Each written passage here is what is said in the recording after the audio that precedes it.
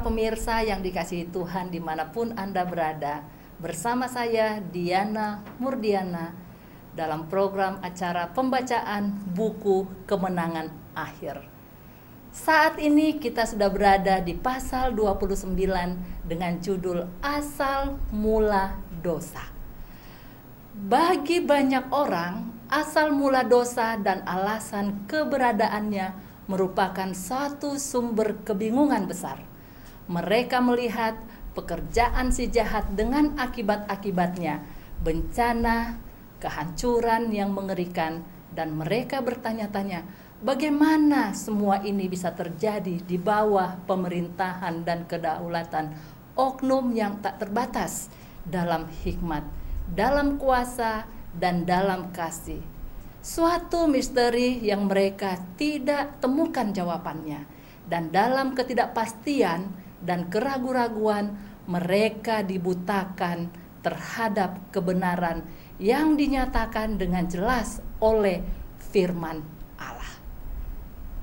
Sesuatu yang penting bagi keselamatan dalam keadaan bertanya-tanya mengenai keberadaan dosa. Penting bagi keselamatan dalam keadaan di mana ada orang yang berusaha menyelidikinya di tempat di mana Allah tidak pernah menyatakan. Karena itu mereka tidak menemukan jawaban kesulitan mereka itu dan membuat hal ini sebagai suatu alasan untuk menolak perkataan Alkitab.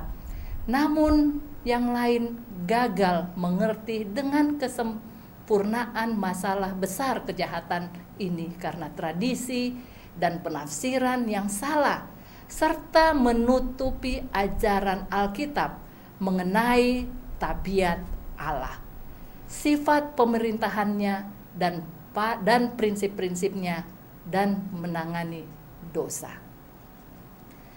Tidak mungkin menerangkan asal mula dosa yang memberikan alasan-alasan keberadaannya, namun cukup banyak bisa dimengerti baik mengenai asal mulanya maupun sifat-sifat dan akhir dari dosa.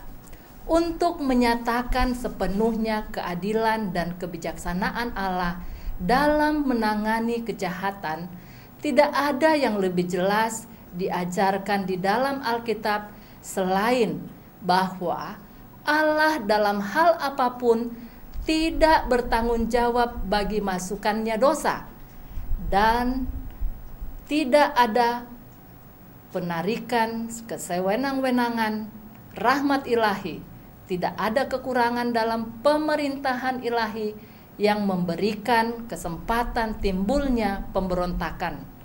Dosa adalah pengacau dan pengganggu, sehingga tidak ada alasan untuk membiarkan keberadaannya dan kehadirannya. Dosa adalah sesuatu yang misterius dan yang tidak dapat diterangkan dan dipertanggungjawabkan. Memaafkannya berarti mempertahankannya. Seandainya maaf untuk itu tidak ditemukan atau alasan keberadaannya bisa ditunjukkan, maka itu tidak menjadi dosa lagi.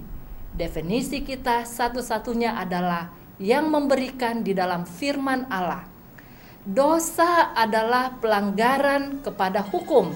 Dosa adalah sesuatu yang bekerja di luar prinsip, yang berperang melawan hukum kasih yang agung yang menjadi landasan pemerintahan ilahi. Sebelum masuknya kejahatan, damai dan kesukaan memenuhi alam semesta. Semuanya selaras dengan kehendak Pencipta. Kasih kepada Allah adalah yang tertinggi. Kasih kepada satu sama lain tidak berat sebelah. Dalam tabiat dan dalam tujuan, satu-satunya oknum di alam semesta ini yang dapat. Sebelum masuknya kejahatan, damai dan kesukaan memenuhi alam semesta. Semuanya selaras dengan kehendak Pencipta, dalam tabiat dan dalam tujuan. Satu-satunya oknum alam semesta yang dapat turut serta dalam semua musyawarah dan maksud-maksud Allah. Melalui Kristus Allah bekerja dalam menciptakan makhluk-makhluk surgawi. Di dalam Dialah telah diciptakan segala sesuatu yang ada di surga dan yang ada di bumi, yang kelihatan dan yang tidak kelihatan, baik singgasana maupun kerajaan, baik pemerintahan maupun penguasa, terdapat dalam Kolose 1 ayat 16. Dan kepada Kristus sama dengan kepada Bapa, segenap surga menunjukkan kesetiaan. Hukum kasih menjadi dasar pemerintahan Allah. Kebahagiaan seluruh makhluk ciptaan bergantung kepada keselarasan sempurna kepada prinsip-prinsip kebenaran agung. Allah mengingatkan dari makhluk ciptaannya pelayanan kasih, penghormatan yang terbit dan penghargaan kepada tabiatnya. Ia tidak menyukai kesetiaan yang terpaksa, dan kepada mereka diberikannya kebebasan kemauan agar mereka boleh memberikan pelayanan sukarela kepadanya. Tetapi ada seorang yang menyalahgunakan kebebasan ini. Dosa bermula dari dia yang setelah Kristus paling dihormati Allah dan yang berkuasa paling tinggi dan yang paling mulia dari antara penghuni surga. Sebelum kejatuhannya, Lucifer adalah yang paling mulia, terutama dari kerub-kerub yang berjaga, kerub yang suci dan yang tidak bercacat celah. Beginilah firman Tuhan Allah, gambar dari kesempurnaan Engkau, penuh hikmat dan maha indah. Engkau di Taman Eden, yaitu taman Allah, penuh segala batu permata yang berharga. Kuberikan tempatmu dekat kerub yang berjada. Engkau adalah kerub yang menaungi. Di gunung kudus Allah engkau berada dan berjalan-jalan di tengah-tengah batu-batu yang bercahaya-cahaya. Engkau tidak bercela dalam tingkah lakumu sejak dari penciptaanmu sampai terdapat kecurangan padamu. Yehezkel 28 ayat 12 sampai 15. Sebenarnya Lucifer tidak saja tetap berkenan kepada Allah, dikasihi dan dihormati oleh seluruh malaikat surga, dan menjalankan kuasanya yang mulia untuk memberkati yang lain-lain serta memuliakan penciptaannya. Tetapi kata nabi itu, engkau sombong karena kecantikanmu, hikmatmu kau musnahkan demi semarakmu. Yehezkel 28 ayat 17. Sedikit demi sedikit Lucifer memanjatkan suatu keinginan untuk meninggikan diri. Karena hatimu menempatkan diri sama dengan Allah, engkau yang tadinya berkata dalam hatimu, aku hendak naik ke langit, aku hendak mendirikan tahtaku mengatasi bintangmu, bintang Allah, dan aku hendak duduk di atas bukit pertemuan, jauh di sebelah maha tinggi. Aku hendak naik mengatasi ketinggian awan-awan, hendak menyamai yang maha tinggi. Yehezkel 28 ayat 6 dan Yehezkel 14 ayat 13 sampai 14. Gantinya berusaha membuat Allah yang tertinggi dalam kasih dan kesetiaan makhluk-makhluk ciptaannya.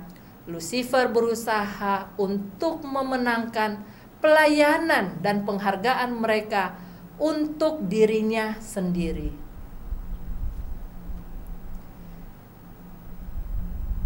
2 Dan karena menginginkan kehormatan yang dikaruniakan Bapa Semawi kepada anaknya, lalu penghulu malaikat ini menginginkan kuasa yang hanya Kristus saja memiliki hak prerogatif itu.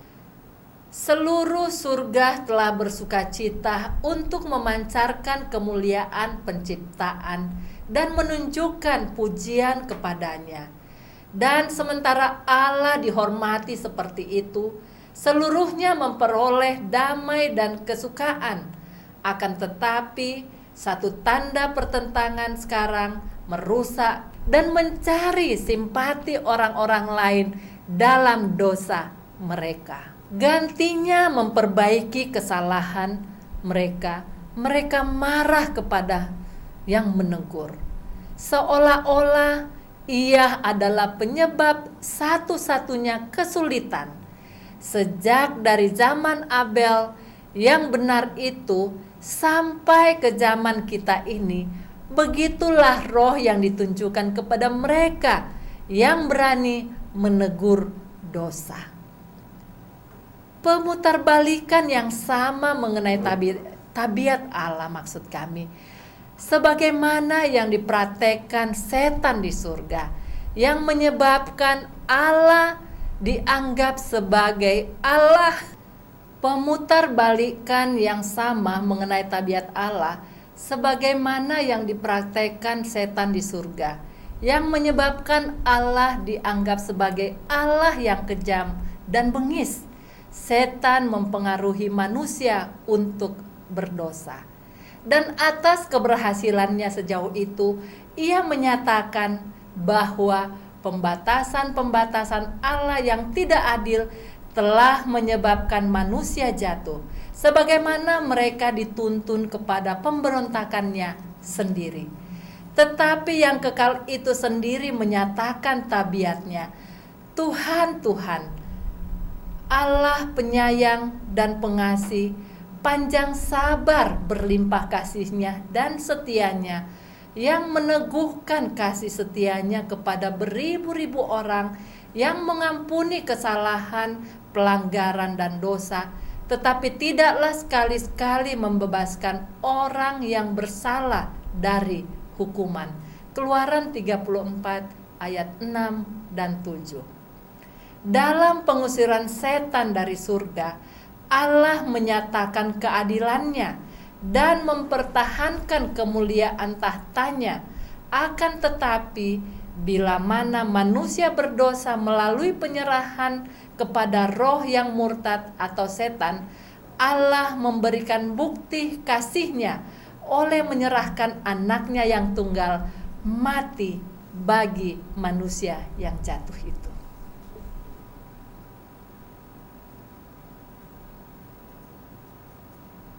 Dalam pendamaian tabiat Allah dinyatakan, argumen terbesar salib menunjukkan kepada seluruh alam semesta bahwa tindakan dosa yang dipilih oleh Lucifer sekali-kali tidak dapat dituduhkan kepada pemerintahan Allah.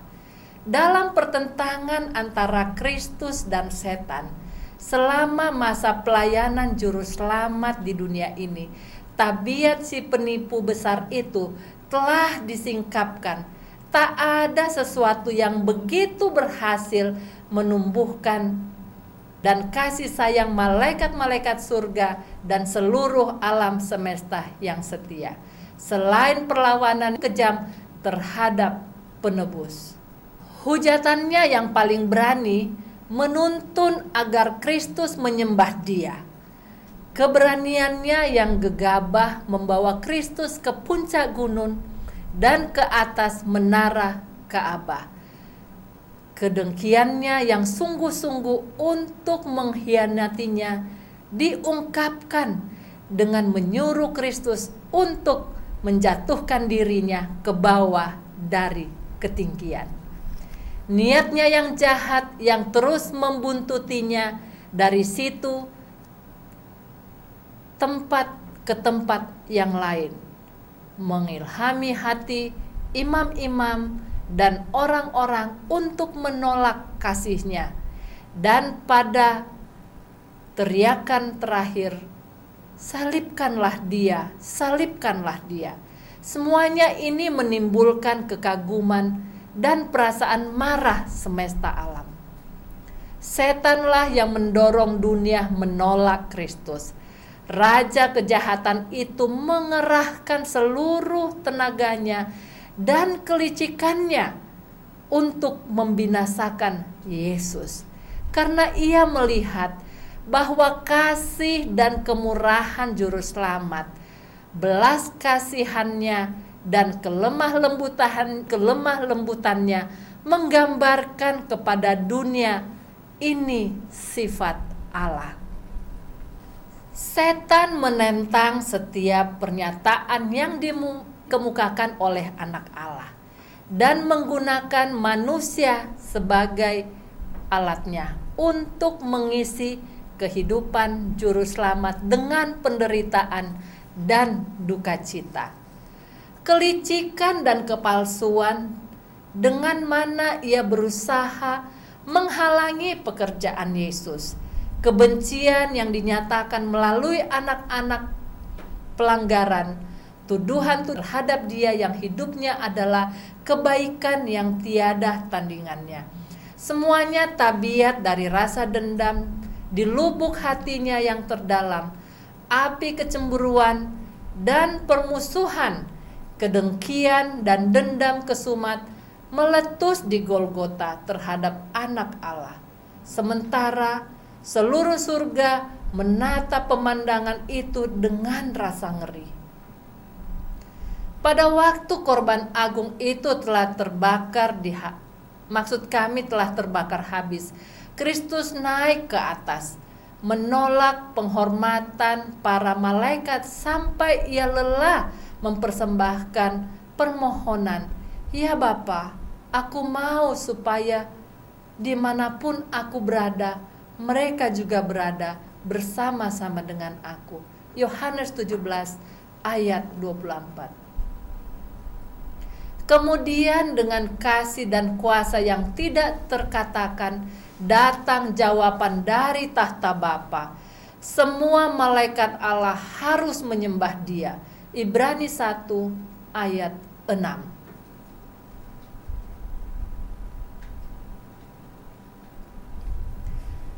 Tak setitik pun noda ada pada Yesus. Kehinaannya berakhir.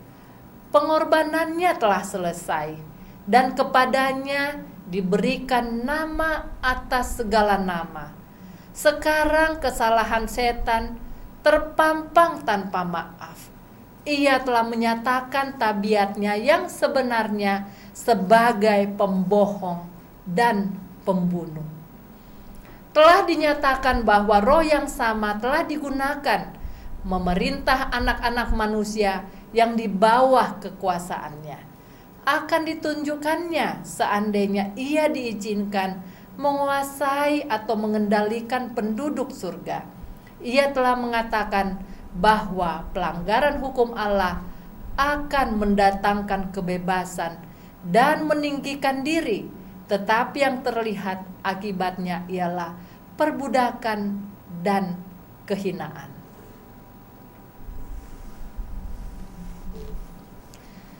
Tuduhan-tuduhan bohong setan terhadap tabiat dan pemerintahan ilahi tampak dalam terangnya yang sebenarnya.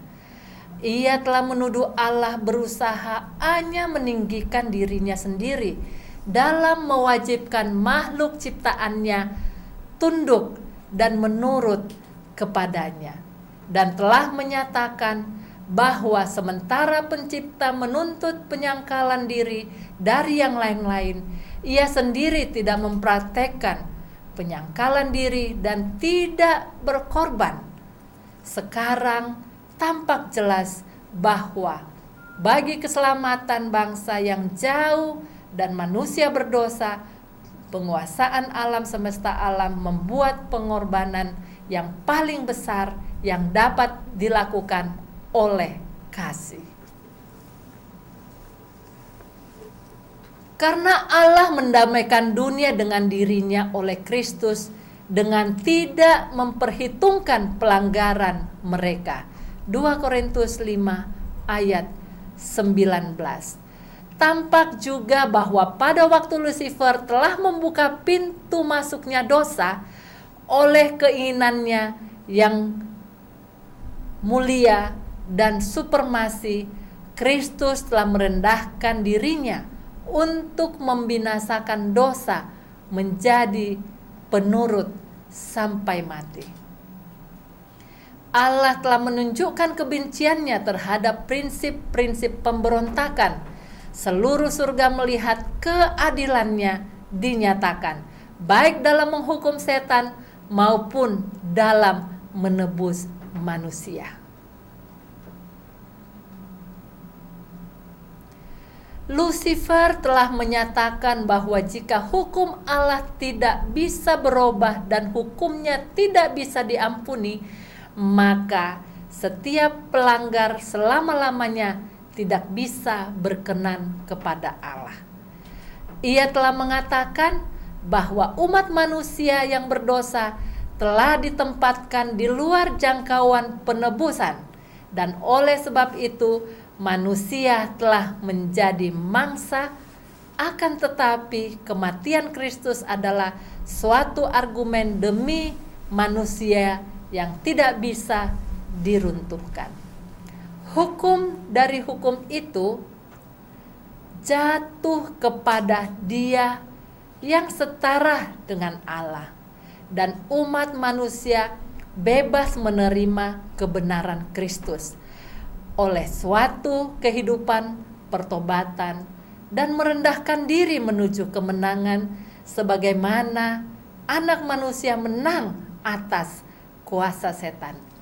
Jadi Allah adalah adil dan juga pembenar semua orang yang percaya kepada Yesus. Akan tetapi Kristus datang ke dunia ini menderita dan mati bukan semata-mata untuk melaksanakan penyelamatan manusia. Dia datang untuk membesarkan hukum itu dan memuliakannya, bukan cuma agar dunia ini boleh menghargai hukum itu sebagaimana mestinya, tetapi menunjukkan kepada seluruh alam semesta itu bahwa hukum Allah tidak bisa diubah. Seandainya tanya itu dikesampingkan, maka anak Allah tidak perlu menyerahkan hidupnya untuk menebus pelanggaran-pelanggaran hukum itu. Kematian Kristus membuktikan bahwa hukum itu tidak bisa diubah, dan pengorbanan sebagai pernyataan kasih Bapa dan Anak agar orang-orang berdosa dapat ditebus, menunjukkan kepada segenap alam semesta apa yang tidak kurang dari rencana pendamaian ini sanggup lakukan, bahwa keadilan dan kemurahan adalah azas dari hukum dan pemerintahan Allah. Pada pelaksanaan terakhir, pengadilan akan tampak bahwa tidak ada alasan bagi keberadaan dosa. Pada waktu hakim seluruh dunia itu akan menuntut setan, mengapa engkau memberontak melawan aku dan merampas penduduk kerajaanku? Maka setan, asal mula kejahatan itu, tidak bisa memberikan alasan. Pemirsa yang dikasihi Tuhan, demikianlah bacaan kemenangan akhir kita pada saat ini. Kami berharap untuk bertemu kembali dengan pemirsa pada bacaan dan pasal-pasal berikutnya. Dengan saya, Diana Murdiana. Sampai bertemu, Tuhan memberkati. Salam.